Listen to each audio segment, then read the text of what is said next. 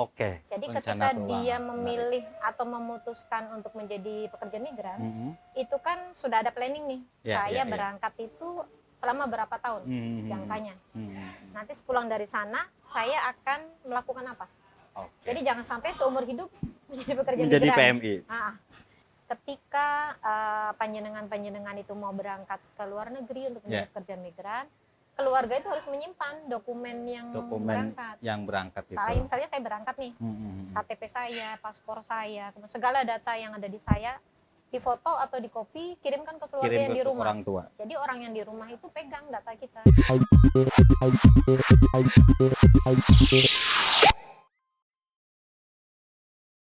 Assalamualaikum warahmatullahi wabarakatuh. Alhamdulillahirrabbilalamin, kita bertemu lagi program pencegahan kekerasan perempuan dan anak bersama Ibu Sa'ada. Ini merupakan episode yang keempat dengan tema Safe Migration. Tapi ini ada yang berbeda, Mbak Ada. Kita sekali ini kita tappingnya, syutingnya di Cafe Kebun Jambu. Ini ada hidroponik, ada sayur-sayur, ini keren banget, ini luar biasa. Nah, baik Mbak Ada, bicara soal pencegahan kekerasan terhadap perempuan. Nah, ini tema yang keempat adalah Safe Migration. Nah, Safe Migration itu bahasa Jawanya apa, Mbak Ada? Bermigrasi aman. Bermigrasi aman, oke. Bermigrasi aman ya. Kita bekerja di luar negeri dengan cara aman untuk pencegahan kekerasan terhadap kekerasan seksual terhadap perempuan. Begitu ya, Mbak Ada ya. Nah, baik Mbak Ada. Seperti apa sih Mbak Safe Migration itu untuk para teman-teman perempuan untuk pencegahan dari kekerasan seksual seperti itu? Baik, terima kasih Mas Do. Assalamualaikum warahmatullahi wabarakatuh. Waalaikumsalam warahmatullahi wabarakatuh. Pemirsa Mubadalah. Alhamdulillah hari ini masih bisa lanjut ya. Ngobrol-ngobrol kita, sharing-sharing. Memang tadi yang Mas Do sampaikan, bahasa gampangnya bermigrasi adil dan aman ya. Karena tadi disampaikan juga di awal oleh Mas Dul, kita masih dalam serial tentang pencegahan kekerasan terhadap perempuan. Nah, kenapa kita juga berbicara tentang safe migration? Karena sebagian besar pekerja migran Indonesia itu adalah perempuan. Di episode-episode sebelumnya sudah disampaikan bahwa ketika seorang perempuan itu dia bukan pekerja migran pun, dia sudah rawan atau rentan untuk menjadi korban kekerasan. Apalagi yang menjadi pekerja migran. Nah, sehingga di sini kita melihat bahwa banyak yang harus diketahui oleh kita sekarang menyebutnya PMI ya Mas. Kalau orang kan dulu menyebutnya mungkin pahamnya TKW, TKI, kira-kira begitu ya. Atau buruh migran lah buruh migran. Nah, sekarang istilahnya adalah PMI, pekerja migran Indonesia. Karena masih banyak yang taunya, kalau PMI itu Palang Merah Indonesia. Nah, jadi sekarang kalau ada yang berbicara PMI, tanya dulu konteksnya apa nih. Berarti PM1 ya? Kalau PMI PM11. Ya, jadi tadi terkait bermigrasi aman ya. Karena banyak sekali laporan juga yang masuk ke lembaga-lembaga termasuk Balkis, di mana para pekerja migran yang perempuan terutama mereka menjadi korban kekerasan pada saat mereka entah itu akan berangkat, jadi kan ada namanya penempatan, ada juga yang ketika di tempat tujuan, bahkan pasca ya pulang setelah dari sana pun mereka masih mendapat kekerasan gitu. Nah, mungkin sekarang kita bincang-bincang hari ini adalah apa sih yang sebenarnya harus dipersiapkan begitulah ya, supaya teman-teman yang menjadi pekerja migran itu juga mereka tidak menjadi korban kekerasan. Yang pasti ketika berangkat yang harus disiapkan adalah fisik dan mental nih Mas. Fisik dan mental, Jadi ketika akan berangkat secara psikologis itu juga harus clear ya. Kalau bahasa kita itu mereka secara psikologis harus siap. Karena yang akan dihadapi di sana itu kan berbeda ya dengan yang ada di sini.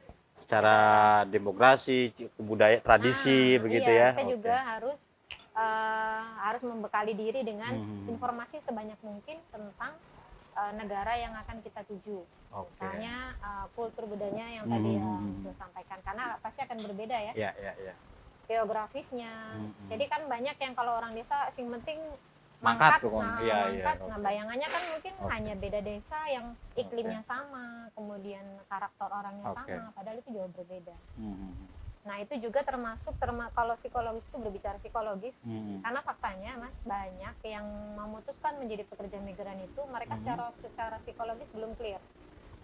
Jadi mereka korban KDRT misalnya, atau korban kekerasan seksual. Lalu karena di sini mereka mendapat stigma, akhirnya mereka memutuskan ya udahlah jadi pekerja migran aja.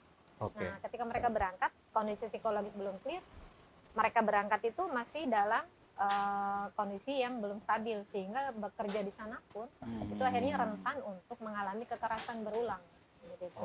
Jadi harus disiapkan. Kalau secara umur seperti apa Mbak PMI ini? Oh iya. Kalau umur itu kalau untuk pekerja informal yang di pekerja rumah tangga itu minimal 21 tahun. Minimal 21 tahun. Kalau di sektor formal itu 18 tahun. Sektor formal itu kayak pabrik begitu. Iya, kayak di perusahaan, di pabrik itu minimal 18 tahun. Tuh. Berarti lebih secara umur yang informal itu lebih harus matang begitu ya? Betul, karena kan bebannya mungkin akan lebih berat ya Mas. Karena kan kalau di bayangan orang Indonesia kerja jadi PMI itu beban kerjanya sama dengan di sini, padahal enggak. Aturan itu kan maksimal 8 jam ya. Tapi kan fakta yang ada di luar negeri sana mereka itu hampir 24 jam loh bekerja itu. Hampir 20. Enggak ada jam aturan bekerja ya. Kalau secara aturan tertulis ada, tapi fakta di lapangan itu banyak yang dilanggar gitu. Pekerja migran begitu. Itu yang pertama, persiapkan fisik dan mental ya. Kemudian yang kedua, konsultasi dengan keluarga, Mas. Bisa dilihat ya, bisa dicek juga bahwa banyak para PMI itu kan tadi perempuan ini rata-rata. Nah, rata-rata yang berangkat itu juga itu mereka sudah berkeluarga ya. Karena kalau yang perempuan itu kan biasanya ada tuh salah satu persyaratannya adalah kalau dia sudah menikah, surat izin dari suami. Kalau dia belum menikah, surat izin dari orang tua tuh. Tapi lebih banyak yang surat izin dari suami. Yang beliau sudah menikah. Berarti itu kan notabene mereka sudah berkeluarga tuh. Dan di sini meninggalkan keluarga. Kalau yang sudah punya anak, nah itu kan harus dibicarakan ketika akan berangkat. Komunikasikan bahwa ketika si ibu berangkat, maka tanggung jawab untuk mengurus rumah tangga, tanggung jawab untuk mengurus anak itu harus sudah dibicarakan. Jadi sebetulnya ini urusan kompleks ya Mbak ya, banyak harus dimusyawarahkan. Bukan hanya sekonyong-konyong kita ingin berangkat, terus berangkat. Anak-anak terlantar, suami ditinggalkan. Jadi menimbulkan masalah baru. Menimbulkan masalah baru. Jadi ini betul-betul harus diperhitungkan safe migration dari segi mental, dari segi keluarga sendiri. Begitu. Dan itu juga maksudnya harus menjadi tanggung jawab bersama. Jadi jangan hanya dibebankan ya ibunya sih ditinggal berangkat, jadinya kan anak, jadi seakan-akan yang disalahkan yang berangkat ke yang berangkatnya si PMI yang perempuannya kan, padahal itu tanggung jawab bersama ya. Itu kemudian yang ketiga yang harus persiapkan juga adalah bikin rencana keuangan. Jadi ketika dia memilih atau memutuskan untuk menjadi pekerja migran, itu kan sudah ada planning nih. Saya berangkat itu selama berapa tahun jangkanya. Nanti sepulang dari sana saya akan melakukan apa. Jadi jangan sampai seumur hidup menjadi pekerja migran. Menjadi PMI. Jadi kan gampangnya kalau bahasa gampang kita sih cari modal untuk bekerja di sini di negeri sendiri gitu Mas. Betul. Nah kemudian juga masih terkait keuangan harus membuat prioritas keuangan nih Mas. Jadi misalnya ya saya berangkat keluar ini apa nih prioritas saya? Cita-citanya apa kira-kira begitu apakah mau membuat mencari modal untuk usaha atau misalnya mau rumah kah, sawah kah yang nanti itunya akan menjadi modal penghasilan juga sih. Itu. Kemudian yang selanjutnya adalah mencari informasi sebanyak mungkin terkait segala hal yang untuk pemberangkatan dia. Misal nih untuk informasi berangkat persyaratan apa saja yang harus dilengkapi, dokumen-dokumen ya. Kemudian karena seringkali kalau yang ada yang lapor ke lembaga layanan seperti Badi Balkis misalnya, keluarganya lapor nih, Mbak mau lapor dong anak saya lost contact 3 tahun, 10 tahun. Kita mau bantu Pak, Bu. Datanya mana ya? blank tuh Mas, nggak ada datanya. Jadi kita kayak mencari pasir di tengah padang pasir gitu ya. Mencari berlian di tengah padang pasir. Nggak ada nama, maksudnya nggak ada KTP, nggak ada paspor, nggak ada apa-apa gitu. Kan nggak mungkin dong mencari orang tanpa data gitu. Karena memang keluarga tidak menyimpan data. Nah itu juga yang selalu kita sampaikan ke masyarakat bahwa ketika panjenengan itu mau berangkat ke luar negeri untuk menjadi pekerja migran, keluarga itu harus menyimpan dokumen yang berangkat. Misalnya saya berangkat nih, KTP saya, paspor saya, segala data yang ada di saya, difoto atau di copy, kirimkan ke keluarga yang di rumah. Orang tua. Jadi orang yang di rumah itu pegang data kita. Gitu. Oh, oke. Yang ini selama ini saya baru dengar deh begini-begini Pak Ada. Iya, kan itu sangat penting Mas. Jadi kan ketika terjadi sesuatu pada si PNI-nya, keluarga punya dokumen yang akan dijadikan pegangan. Ini menjadi loh, data kalau ada sesuatu di tengah-tengah jalan. Oke. Ini loh keluarga kami yang bisa dibantu datanya ini, karena kan sering tuh Mas, misalnya dia namanya Aminah misal contoh. Ternyata ketika dia berangkat paspornya namanya bukan Aminah. Ada banyak yang begitu. Pemalsuan nama, dibikin palsu nama. Itu kan ada ya. Pihak oknum-oknum yang melakukan pemalsuan identitas. Karena misalnya nih paspornya si A sudah siap, ternyata si A-nya sakit kah, meninggal kah, atau ada halangan yang membuat dia tidak jadi terbang. Sayang kan paspornya tuh akhirnya dikasihkan ke yang ada. Yang ada. Nah, itu sering kali terjadi begitu. Sehingga ketika terjadi ya naudzubillah misalnya terjadi masalah pada si korban, mau ditolong orangnya bukan yang itu. Yang paling fatal adalah ketika terjadi yang misalnya meninggal dunia. Kan pernah terjadi tuh kasusnya. Si A datanya dia dari daerah misalnya Cirebon. Waktu dikirim ke Cirebon, di sini ditolak karena ternyata bukan warga kami. Ternyata aslinya dia dari daerah lain. Itu kan pernah terjadi begitu. Nah, itu sangat penting ya. Itu jadi mencari dokumen itu sangat penting yang harus dipegang oleh keluarga. Kemudian yang selanjutnya juga adalah tentang informasi lembaga-lembaga layanan yang bisa dihubungi di luar negeri Mas. Jadi ketika ibu bapak, terutama mbak-mbak, ibu-ibu, ketika akan memutuskan menjadi pekerja migran, silakan sebelum berangkat itu cek nomor-nomor penting yang bisa dihubungi ketika terjadi masalah. Seperti episode sebelumnya ya Mas yang kita sampaikan itu. Ketika terjadi masalah nomor hubungi penting, nomor lalu nomor-nomor yang yang bisa dihubungi untuk darurat lah kira-kira begitu. Termasuk juga nomor-nomor atau informasi tentang komunitas-komunitas yang ada di negara tersebut.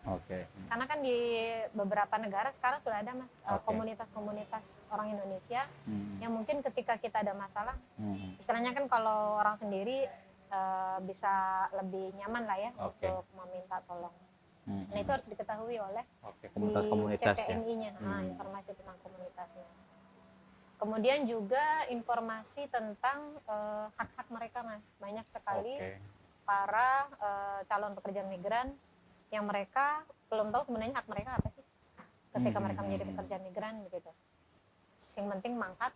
Jadi kalau di desa itu kan terutama yang masih akses informasinya mereka masih minim banget ketika ditawarin tetangganya atau saudaranya, wis ayo mangkat karena gaji gede. Nah itu juga termasuk ini ya Mas, kita mengajak masyarakat untuk tidak mudah tergiur. Janji-janji manis para oknum, nanti gajinya sekian. Nah itu juga termasuk harus menjadi catatan bahwa setiap CPNI harus mengetahui pekerjaannya di sana sebagai apa. Kemudian kalau haknya itu kan, apa, seperti haknya apa? Termasuk ininya juga nanti dia dapat gajinya berapa, kalau ada potongan gaji potongannya berapa, karena kan banyak tuh misalnya